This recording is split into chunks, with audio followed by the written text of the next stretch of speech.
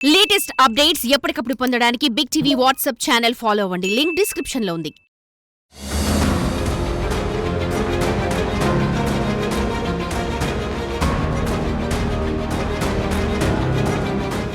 బీహార్ నుంచి ఉపాధి కోసం తెలంగాణకు వచ్చిన ఓ యువకుడు పక్కింటి వివాహిత పట్ల అనుచితంగా ప్రవర్తించాడు. గమనించిన ఆమె భర్త పద్ధతి మార్చుకోమని హెచ్చరించాడు. కానీ అదే సీన్ మళ్లీ రిపీట్ అవడంతో ఆగ్రహంతో ఊగిపోయిన భర్త ఆ యువకుడిని అంతమొందించాడు. ఎక్కడ జరిగిందో ఈ ఘటన ఇప్పుడు చూద్దాం.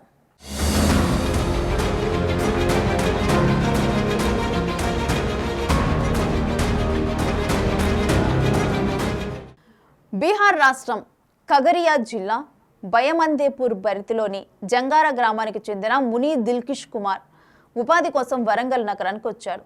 ఎస్ఆర్ఆర్ తోటలో అన్నతో కలిసి నివాసం ఉండేవాడు. భవన నిర్మాణ కార్మికుడిగా పనిచేస్తున్న అన్న మునిచంద్ర కుమార్తో కలిసి కూలి పనికి వెళ్లేవాడు. అయితే అదే ప్రాంతంలో ఉంటున్న తాపీ మేస్త్రి బానోతు నగేష్తో వీరికి పరిచయం ఏర్పడింది. కొంతకాలంగా నగేష్ భార్య పట్ల అన్నదమ్ములిద్దరూ అసభ్యంగా ప్రవర్తిస్తున్నారు. ఈ క్రమంలో ఇరువురు మధ్య గొడవలు జరిగాయి. అదే అనుమానంతో అన్నదమ్ముల్ని ఎలాగైనా చంపాలని నగేష్ పగ పెంచుకున్నాడు. ఈ నెల 17న రాత్రి నగేష్ తన బావమర్దులు అశోక్ శ్రీనివాసుల్ని వెంట తీసుకొని మొదట మినీ బ్రిడ్జ్ వద్ద ఉన్న దూలార్ చంద్రకుమార్ పై దాడి చేశాడు.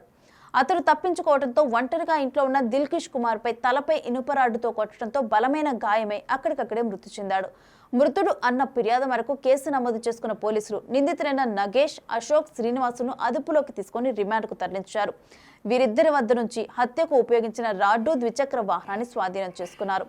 కేసులో ప్రధాన నిందితులైన నగేష్ ప్రవర్తన కఠినంగా ఉన్నందున అతనిపై రౌడీ షీట్ తెరుస్తున్నామని ఏసీబీ తెలిపారు. ఏది ఏమైనా తన భార్యను ఓరచూపు చూశాడన్న కక్షతో హత్య చేయడం స్థానికంగా సంచలనమైంది.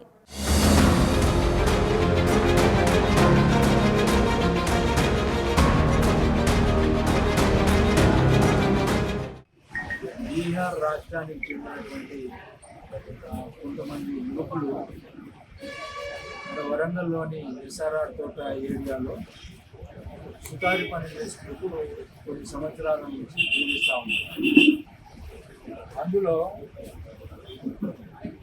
దూలార్ చంద్రకుమార్, అదేవిధంగా దిల్కుష్ కుమార్, పవన్, వీళ్ళు ముగ్గురు కూడా పుట్నాల మిల్లు సమీపంలో రేకుల షెడ్లో గత కొంతకాలం నుంచి ఉంటున్నారు. అదే ఏరియాలో మల్లంపల్లికి చెందినటువంటి బానోతు నగేష్, అదేవిధంగా మహబూబాబాద్ జిల్లా గుండెంగా ఏరియాకు చెందినటువంటి అశోక్ అండ్ శ్రీనివాస్ కూడా అదే ఏరియాలో అదే సుతారి పని చేసుకుంటూ కొంతకాలం నుంచి ఉంటున్నారు, అద్దె ఉంటున్నారు. అంటే వీరి మధ్య గత 2-3 నెలల నుంచి కొన్ని డిస్ప్యూట్స్ వచ్చి గొడవలు పడుతూ ఉన్నారు.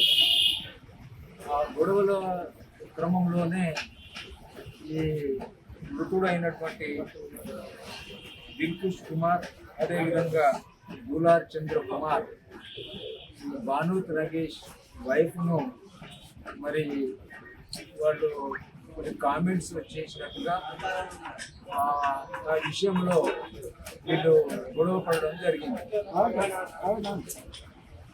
అయితే అది మనసులో పెట్టుకొని బీహార్ రాష్ట్రానికి చెందినటువంటి వారు అంత దూరం నుంచి వచ్చి ఇక్కడ మా భార్యను కామెంట్ చేయడం ఏంటి అనేటువంటిది ఒక గ్రడ్జ్, ఒక పగ అనేటువంటిది తెలుసుకొని వీళ్ళని ఎట్లయినా ఎలిమినేట్ చేయాలి, వీళ్ళు చంపాలి అనేటువంటిది వాళ్ళు నిర్ణయించుకున్నారు. బానోతు నగేష్ దానికి వాళ్ళ బామర్దులైనటువంటి అశోక్, అదేవిధంగా శ్రీనివాస్ యొక్క సహాయం తీసుకొని 17వ తారీఖున మరి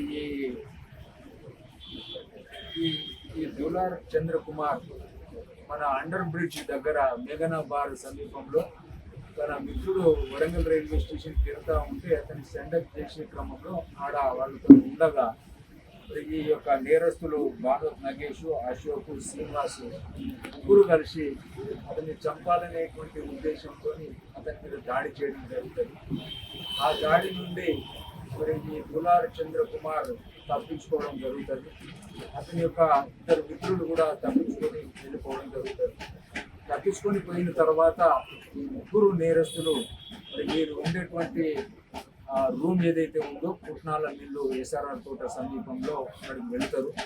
అక్కడ ఈ తప్పించుకున్నటువంటి దులారి చంద్ర కుమార్ యొక్క తమ్ముడు దిల్కుష్ కుమార్ ఆ రూమ్ లో ఒంటరిగా ఉండడం చూసి మరి ఈ ముగ్గురు నేరస్తులు మరి భానుత్, నగేష్, అశోక్ అదేవిధంగా శ్రీనివాస్ ముగ్గురు కలిసి అక్కడ వెళ్ళి ఆ రూమ్ లో ఉన్నటువంటి దిల్కుష్ కుమార్ మీద దాడి చేసి రాడ్డుతోని బలంగా తలపై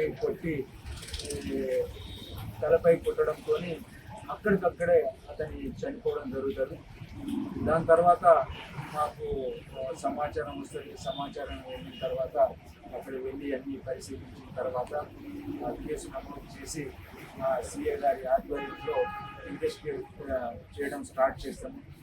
దాని తర్వాత అన్ని యాంగిళ్లలో మరి ఇన్వెస్టిగేషన్ చేసి ఈరోజు మరి ఆ ముగ్గురు నేరస్తులను మా సిఏ గారు ఆధ్వర్యంలో ముగ్గురు నేరస్తులను అరెస్ట్ చేయడం జరిగింది.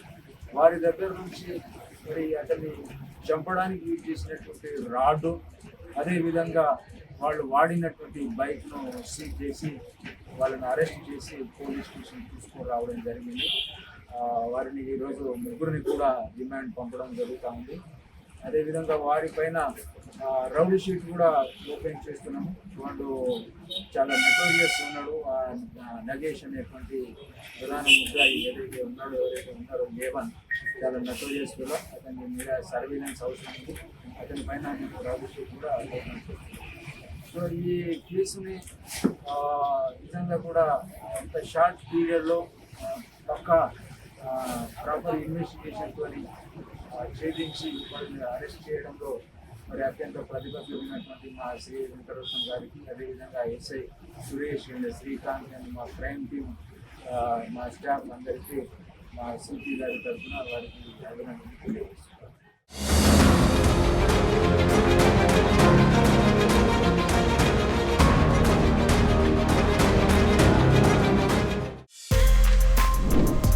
For more videos like this, subscribe Big TV channel.